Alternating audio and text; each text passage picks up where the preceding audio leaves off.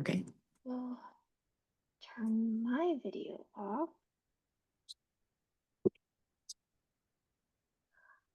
Okay. If you could start out by kind of telling us a little bit about yourself, if you have always been a creative, or if you switched careers. Um, Okay. Yeah, hi, I'm Kim Stahl. I am a jewelry designer and metal sculptor slash blacksmith and also bladesmith. I've always been a creative ever since I was little, always working with my hands and playing around with tools and whatnot around the house. And it was most recently that I added blacksmithing, or well, I graduated with a BFA in 2003 with jewelry design and metals. And then in 2007 started blacksmithing just because I saw a bed that a woman had made in a store. And it was a just wonderful piece of artwork, as well as functional, and started my interest in blacksmithing then. And then I moved to St. Louis in 2015 and worked for a knife maker, and then was found, I think via LinkedIn, for the television show Forged in Fire on History Channel, where I appeared as the first female to be on that competition show for knife making. And that actual first the first episode happened to be also the first knife I really had completed ever. Um, and then I started sculpting um, after that, like probably really recently, actually, probably 2020, I think maybe it was the first sculpture I had really created. And that was also for a pilot television show. I was asked to um, make a dramatic piece that was going to go on top of a camper that was being revamped for a local restaurateur whose themes happened to be warthogs. And I created a metal version, but before I created the metal version of the warthog, I made a like a model for it, um, out of styrofoam, and then ended up using that styrofoam model later as an art piece as well, which is on display currently at the Neon Museum on Shoto. And then from there going forward, it was really well received. And then I started actually becoming more involved with the sculpting community here, and have since made a sculpture, um, two other sculptures so far. And this will be hopefully my third coming up, um, as well. So that's basically where I'm at today. that's awesome. Yeah. I mean, you don't really, well, one, I'm sure you don't come across a lot of female blacksmiths, but even just thinking about like Asian American, um, which is, I mean, yeah, I can't, I've never been to the Neon Museum, and I've been wanting to go, and Yeah. I'll definitely look out for your sculpture.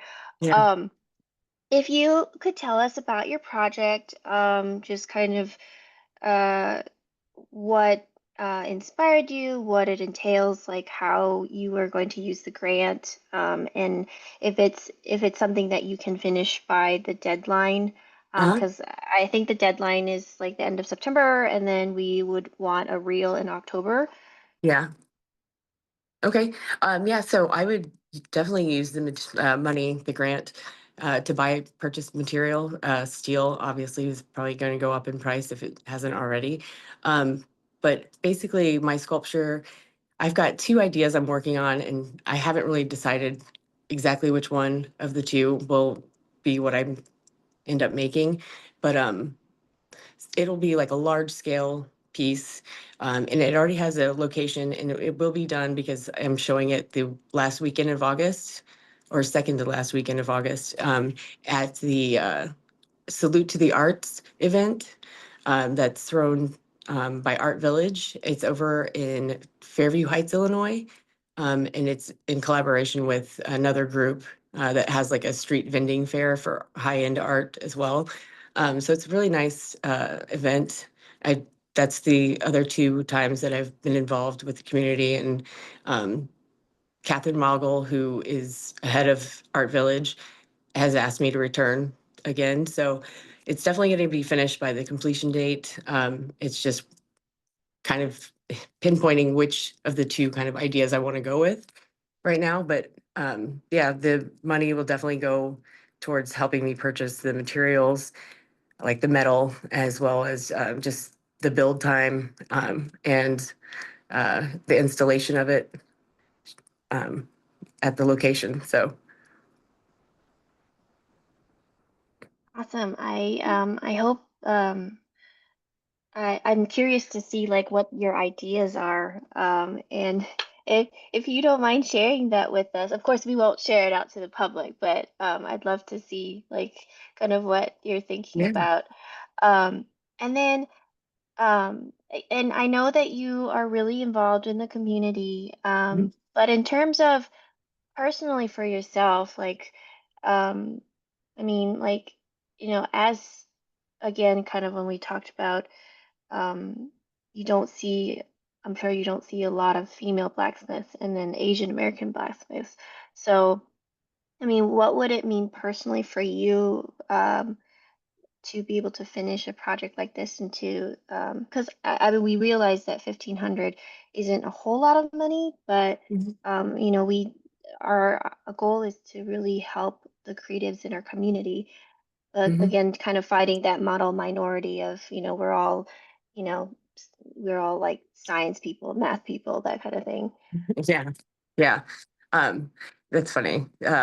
I feel like, I mean, I also feel like there's a lack of other Asian American females involved in large scale sculpting, metalwork, I mean, in general. However, I will say this, that in my Blacksmithing of Association of Missouri group, there is another Asian female who joined as well. So that's great. There's two of us, but we were constantly getting That's awesome. confused. Yeah, exactly. There's, yeah, I was like, wow, this is amazing. So she actually came over from ceramics. So she's also a creative and then just decided to start doing metal work as well. But yeah, it's great to have an to see more people inspired and like coming in and joining. But yeah, the this would, I mean, basically, I think just make it more visible. We have an opening night for the show, and I'm usually in attendance, but you know, um, I feel like just it gives me a sense of pride to see my work out displayed for people to enjoy and interact with. I'm hoping to basically create like a scene of some sort. Like I'm thinking about either amplifying sort of the area around.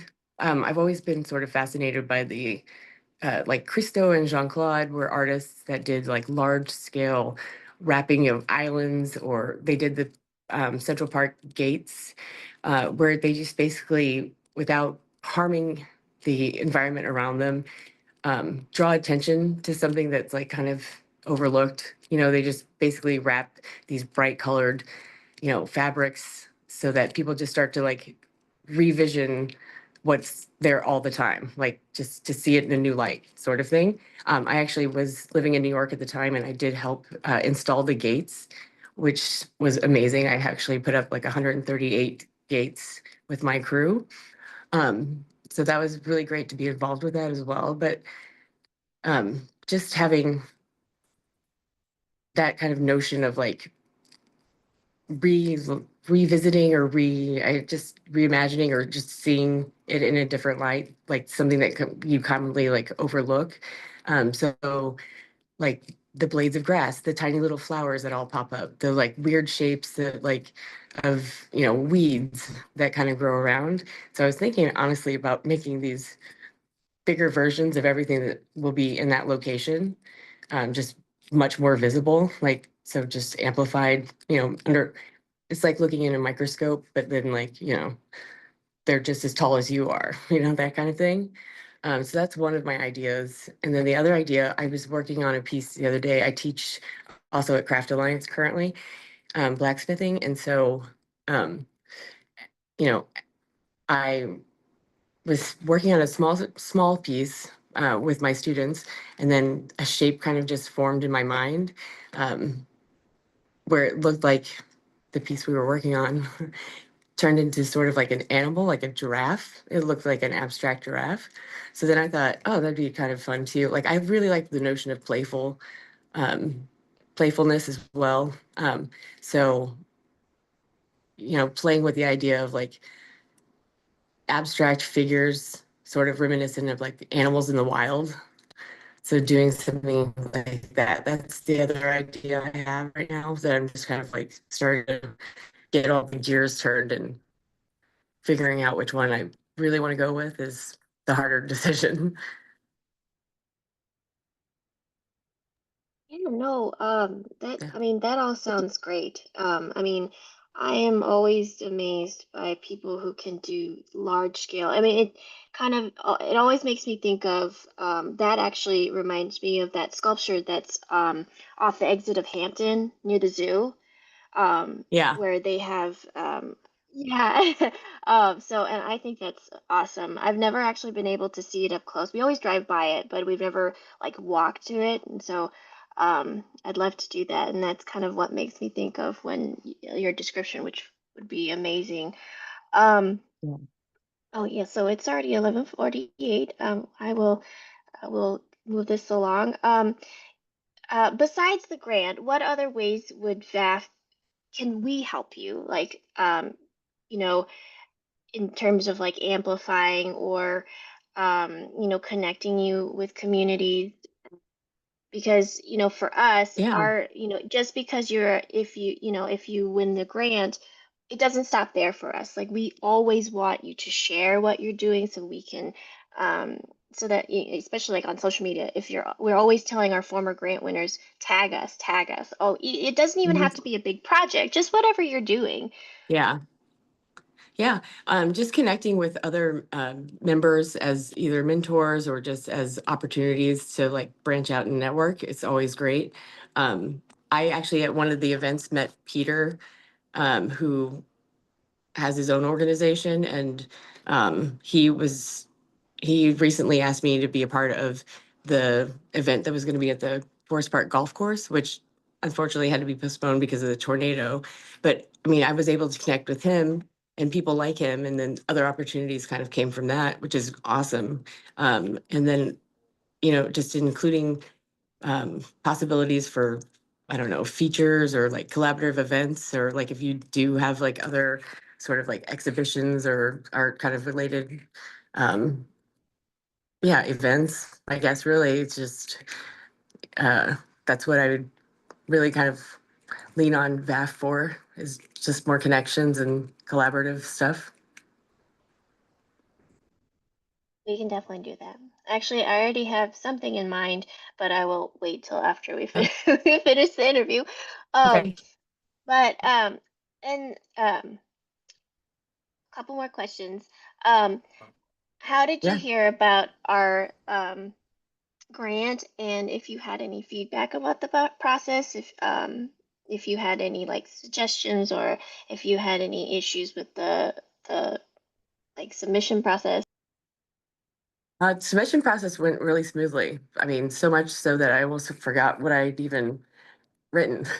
Like, you know, I kind of did a few grant smoothly. And it was alongside other grants opportunities, like I said. So the process seems just as seamless as the others. So that's good. Um, and what was the other part of the question? Sorry. Uh, how did you hear about our grant? Oh yeah. So I actually attended for the first time. There, I don't even know. Oh, I somehow got onto a mailing list regarding an Asian American exhibition, art exhibition. Um, and I can't, sorry, I cannot remember if it was just, I think he was just telling me about it. Um, I'm sorry, I'm kind of spacing the main name that I knew at the time, but there was an adopted Asian American talk that Michelle Lee was going to be leading at Webster University. So I attended that, and then from there I met a bunch of other people, and then sort of expanded my horizons with the other events that go on within the Asian American community. And then I went to another event where I met Peter and my friend Janice Ho, who's an artist. She actually had an exhibition with them, and so it was amazing because we went to high school together, which is in Indiana. So that's kind of fun. I forgot she'd actually lived out in Missouri, so we reconnected, which is great. And ever since then, I've actually been wearing my very Asian foundation bracelet, which people have commented on quite a bit. Uh, and yeah, that's how I heard about the grant and the opportunities. Great. Yes.